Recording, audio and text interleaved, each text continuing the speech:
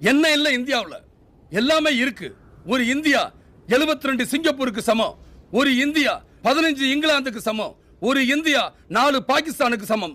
ஒரு இந்தியா மனித சக்தியில 3 அமெரிக்காவுக்கு சமம். அமெரிக்க ஜனத்தொகை 28 கோடி, இந்திய ஜனத்தொகை 102 கோடி. 28 கோடியில ஒரு எடிசன், ஒரு ஆபிரகாம் லிங்கன், ஒரு பில்கேட்ஸ் இருக்கும்போது 102 கோடியில 3 பில்கேட்ஸ் வேண்டாம், ஒருத்தர் கூட இல்லையே. ஏன் செருப்பு தச்ச ஆபிரகாம் லிங்கன் அமெரிக்கா ஜனாதிபதியா வந்தார். இங்க எத்தனை ஆபிரகாம் லிங்கன் இன்னும் செருப்பு மட்டுமே தச்சுக்கிட்டு இருக்காங்களோ தெரியல. அது ஏன் நம்மளால சாதிக்க முடியல? பணம், எல்லாத்துக்குமே பணம். கேவலம் விளையாட்டுல கூட லஞ்சம்.